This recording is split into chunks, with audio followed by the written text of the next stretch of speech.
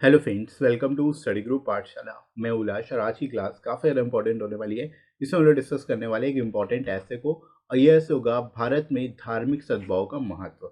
काफ़ी ज़्यादा important topic है आप सभी के लिए, इसको एक बार ज़रूर प्रिपेयर कर लीजिए आप लोग। इस तरह का टॉपिक आने के चांसेस हैं, और इससे रिलेटेड कोई टॉपिक आएगा तो भी आप उसको लिख पाओगे आसानी से, राइट। इसके लिए आप इसकी पूरी प्लेलिस्ट को जरूर देख लीजिएगा, डिस्क्रिप्शन में आपको लिंक मिलेगा, वहाँ से जाके जितने भी मोस्ट इंपॉर्टेंट टॉपिक्स हैं उनको आप कवर कर सकते हो। साथ ही साथ जितने गवर्नमेंट स्कीम से रिलेटेड टॉपिक्स हैं उनको भी हम लोगों ने कवर किया हुआ है, तो उनको भी एक बार गो थ्रू जरूर करके जाइएगा, क्योंकि वो कहीं ना कहीं आपको हेल्प करेंगे। अगर टॉपिक कोई ऐसा आ जाता है जो आपने पहले कभी नहीं पढ़ा है, तो भी आप उससे रिलेटेड डेटा आप वहाँ पे जो है इंक्लूड कर सकते हो। तो इस वजह से आप उनको पूरा कंप्लीटली वॉच करके जाइएगा, नोट्स उसको तैयार कर लीजिए। साथ ही साथ उसमें जो कोटेशंस वगैरह यूज़ की गई है उनको अलग से क्या सेपरेटली लिख सकते हो, ताकि उनको आप यूज़ कर सको, राइट। और जो फैक्ट्स वगैरह हैं उनको भी अलग से नोट कर सकते हो, जो आप बेसिकली कॉमन है, जो सब में आप इंक्लूड कर सकते हो, राइट। तो आप एक बार उसको एक बार गो थ्रू जरूर करके जाएगा। साथ ही साथ लेटर्स की और प्रीसी राइटिंग की भी प्लेलिस्ट देख लेना, ताकि अगर प्रीसी राइटिंग इस बार पूछ लिया जाए तो आप कर पाओगे, राइट। क्योंकि लास्ट टाइम प्रीसी राइटिंग पूछा गया तो इस बार भी पूछा जा सकता है।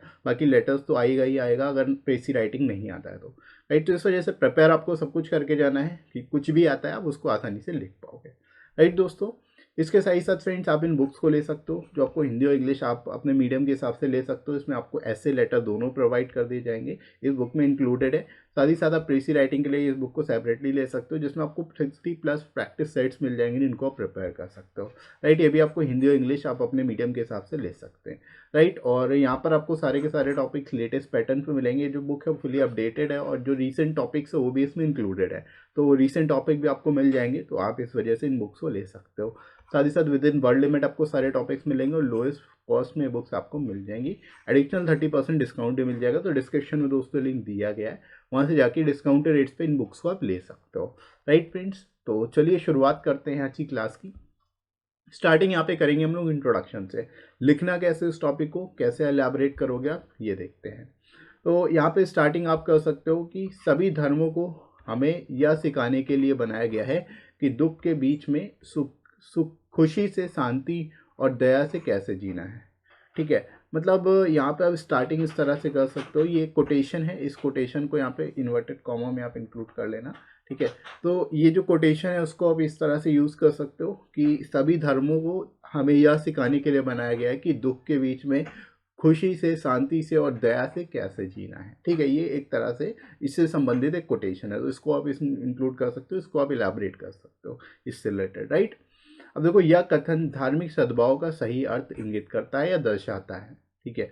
भारत एक बहुधार्मिक और बहुभाषी देश है, और हमेशा विविधताओं के बीच हमेशा संस्कृति की एकता से घिरा हुआ है, ठीक है। यहाँ पे आप लिख सकते हो इस तरह से कि भारत जो है, यहाँ पे कई सारे धर्म हैं, साथ ही साथ बहुत सारी भाषाएं भी यहाँ पे बोला जाता है, तो बहुधार्मिक और बहुभाषी देश इसी आप बोल सकते हो।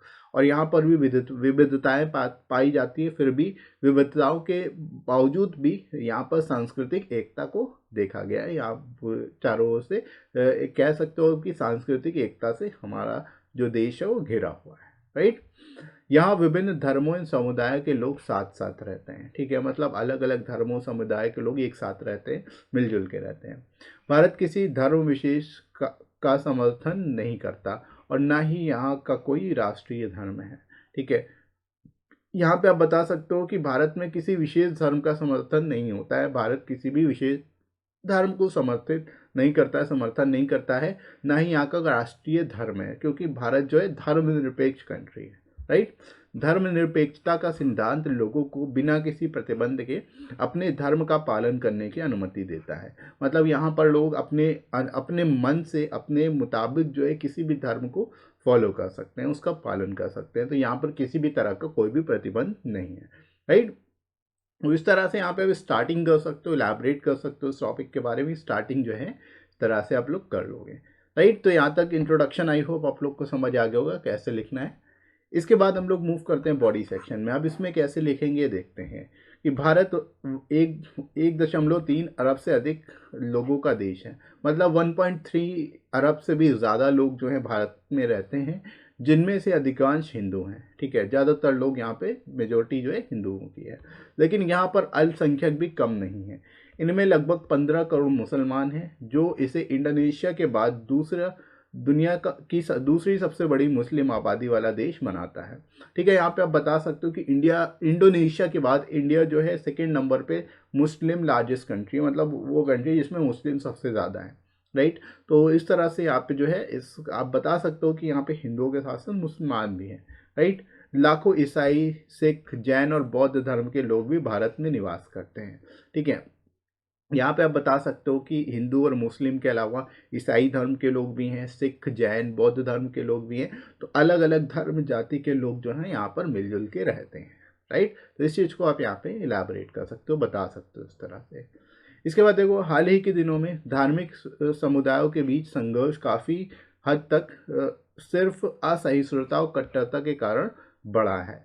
ठीक है, मतलब जो कन्फ्लिक्ट है कम्युनिटीज़ के बीच में वो काफ़ी ज़्यादा बढ़ गया है, जो संघर्ष है वो काफ़ी ज़्यादा बढ़ गया है। किसकी वजह से? उसका मेन जो कारण है असहिष्णुता यानी इनटॉलरेंस है।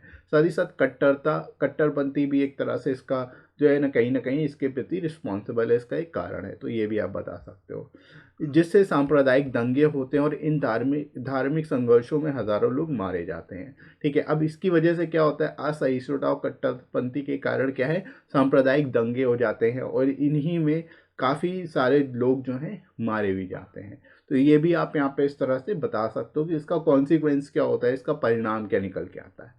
राइट, तो इसको जो है कंट्रोल, इसको जो है एक तरह से कम करने की ज़रूरत है। राइट, इसके बाद देखो आगे बढ़ते हैं बॉडी सेक्शन में ही कि 2002 में गुजरात में सांप्रदायिक दंगे, 2013 में मुजफ्फरनगर दंगे और दिल्ली के दंगे ऐसी घटनाएं हैं जिन्हें भारत भूल नहीं सकता। ठीक है, कई सारे यहाँ पर दंगे हो चुके हैं ऑलरेडी, जैसा कि गुजरात में 2002 में दंगे हुए थे, सांप्रदायिक दंगे हुए थे। इसी तरह 2013 में मुजफ्फरनगर में दंगे हुए थे। इसी तरह दिल्ली में रिसेंटली अभी दंगे हुए। तो ये जो है ये ऐसे इंसिडेंट्स है जो कि कहीं ना कहीं इनटॉलरेंस को काफ़ी ज़्यादा दिखाता है।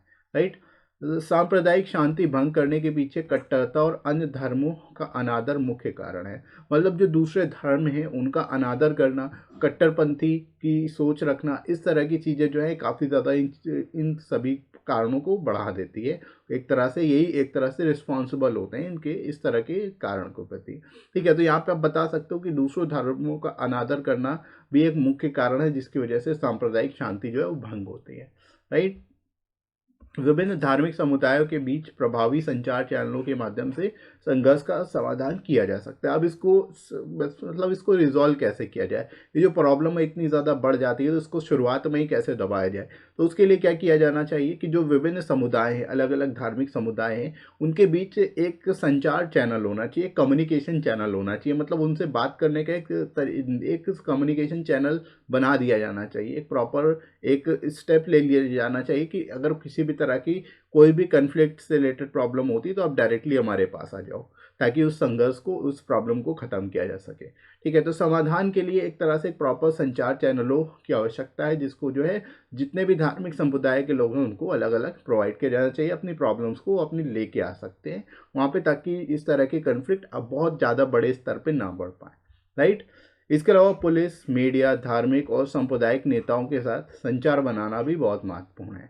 ठीक है, यहाँ पे आप बता सकते हो पुलिस, मीडिया, धार्मिक और जो सामुदायिक नेता हैं उनके साथ संचार भी बनाया जा सकता है, ताकि इनको कोऑर्डिनेट करके सभी मिलजुल के काम कर सके और जो प्रॉब्लम्स है उसको शुरुआती दौर पे ही ख़त्म किया जा सके, बहुत ज़्यादा बड़ी होने से पहले ही। राइट, इसके अलावा अब इससे रिलेटेड आप सजेशन दे सकते हो कि इसके रिस्पॉन्स पे किया क्या जाना चाहिए, प्रेजेंट सिचुएशन को कैसे बेहतर बनाया जाए, उसके लिए क्या किया जाना चाहिए। तो वो भी यहाँ पे आप बता देंगे कि अंतर धार्मिक शिक्षा शुरू करने का समय आ गया है, जो स्कूल और कॉलेजों में पाठ्यक्रम के हिस्से के रूप में सांप्रदायिक सद्भाव को बढ़ावा दे सकती है। मतलब जो स्कूल का करिकुलम है उसमें ही बेसिकली जो है अंतरधार्मिक शिक्षा देना शुरू किया जाना चाहिए, जिससे एक तरह से जो सांप्रदायिक सद्भाव है उसकी भावना लोगों में बढ़ सके, उसके प्रति लोगों के अंदर एक तरह से टॉलरेंस आ जाए। राइट, तो एक तरह से जो करिकुलम है स्कूल और कॉलेजेस का पाठ्यक्रम है उसमें भी इसको इंक्लूड करने की ज़रूरत है। राइट, इसके अलावा क्या किया जा सकता है वो भी आप यहाँ पर बता सकते हो कि सरकार इस समस्या को खत्म करने के लिए कई तरह के कदम उठा रही है, लेकिन इसे पूरी तरह से लोगों द्वारा ही रोका जा सकता है, क्योंकि लोग ही कहीं ना कहीं इसमें इन्वॉल्व होते हैं। तो इस समस्या को कंप्लीटली अगर हमें ख़त्म करना है तो उसके लिए लोगों की, एक तरह से लोगों को ही इसको प्रति जागरूक होना पड़ेगा कि वे इस तरह की एक्टिविटीज़ में शामिल ना हो, इस तरह के दंगों में शरीक ना हो। राइट। तो यहाँ पर बता सकते हो कि सरकार जो है अपनी तरफ से पूरा प्रयास कर रही है, साथ ही साथ जो है लोगों को भी अपने लेवल पर प्रयास करना चाहिए ताकि इस तरह की प्रॉब्लम्स को शुरुआती दौर पर ही ख़त्म किया जा सके। राइट। मीडिया भी इस संबंध में महत्वपूर्ण भूमिका निभा सकती है, या उन समाचारों को रिपोर्ट कर सकती है जिसमें विभिन्न संप्रदाय और धर्मों के लोग शांति और सद्भाव को बढ़ावा देने के लिए एक दूसरे की मदद करते हैं। मतलब न्यूज़ चैनल जो हैं, जो न्यूज़ रिपोर्टर्स हैं, वो भी ऐसी चीज़ें दिखा सकते हैं, ऐसी स्टोरीज दिखा सकते हैं जिसमें अलग अलग कम्युनिटीज़ के लोग एक दूसरे की हेल्प कर रहे होते हैं। ऐसा दिखाएंगे तो धार्मिक सद्भाव को बढ़ावा मिलेगा और इंटॉलरेंस की समस्या भी खत्म होती चली जाएगी। राइट। तो इस तरह से यहाँ पे मीडिया का क्या रोल है वो भी यहाँ पे आप बता सकते हो, ताकि इस तरह के कन्फ्लिक्ट को कम किया जा सके और बेहतर सिचुएशन बनाई जा सके। राइट। अब आगे बढ़ते हैं फाइनली हम लोग कंक्लूजन में, कि हमें अपने देश के भविष्य को उज्जवल बनाने के लिए मिलकर काम करना चाहिए और किसी ऐसे व्यक्ति के झांसे में नहीं आना चाहिए जो हमारे देश के धार्मिक सद्भाव को तोड़कर लाभ लेने की कोशिश करता है। ठीक है। मतलब ऐसे लोगों से बच के रहना चाहिए जो अपने फायदे के लिए हमें आपस में लड़ाई, धार्मिक सद्भाव को खराब करें। तो एक तरह से ऐसे लोगों से बच के रहना चाहिए, क्योंकि जब तक हम साथ मिलके नहीं काम करेंगे, साथ मिलके एक तरह से एक ही डायरेक्शन में काम नहीं करेंगे, तब तक हमारा देश जो है आगे नहीं बढ़ पाएगा। राइट। तो इस चीज़ को यहाँ पे आप बता सकते हो इस तरह से। आपसी सहयोग के माध्यम से हम देश को विश्व शांति की ओर ले जा सकते हैं। ठीक है। यहाँ पे आप इस तरह से लिख सकते हो कि आपसी सहयोग के ही माध्यम से हम अपने देश को विश्व शांति की ओर ले जा सकते हैं, विश्व में सबसे आगे अपने आप को रख सकते हैं। राइट। तो इस तरह से आप बेस्ट तरीके से इस टॉपिक को लिख सकते हो, और आई होप आप लोग को समझ आ गया होगा इस टॉपिक को लिखना कैसे है, बेस्ट तरीके से कैसे आप इसको लिखोगे, ताकि इस तरह का टॉपिक कोई भी आपके एग्जाम में आता है तो आप उसको कैसे लिखेंगे। राइट। तो आपको क्लियर हो गया होगा अच्छे से इस तरह के टॉपिक को आपको कैसे लिखना है। राइट। तो इसी तरह से प्रिपेयर करते रहिए, बाकी के टॉपिक्स को भी प्रिपेयर कर लीजिएगा, प्लेलिस्ट इसकी पूरी आप जरूर वॉच कर लेना। साथ ही साथ आप इस टेलीग्राम चैनल को ज्वाइन कर सकते हो, इस पर आपको सारी इंपॉर्टेंट पीडीएफ्स और क्लासेस के नोटिफिकेशंस भी मिल जाएंगे। राइट। तो उस इसलिए आपको डिस्क्रिप्शन लिंक दिया गया, वहाँ से जाके आप इसकी टेलीग्राम चैनल को भी ज्वाइन कर सकते हो। साथ ही साथ ये वीडियो आपको कैसा लगा कमेंट करके जरूर बताइएगा। वीडियो हेल्पफुल लगा हो तो लाइक करिएगा, इस वीडियो को शेयर करिएगा अपने सभी दोस्तों में जो बेसिकली प्रिपरेशन कर रहे हैं डिस्क्रिप्टिव पेपर की। साथ ही साथ जो है, अगर आप इस चैनल पर नए हो तो चैनल को सब्सक्राइब जरूर कर लीजिए। राइट फ्रेंड्स, तो अभी के लिए इतना ही, नेक्स्ट मिलते हैं अगली क्लास में। Thanks for watching.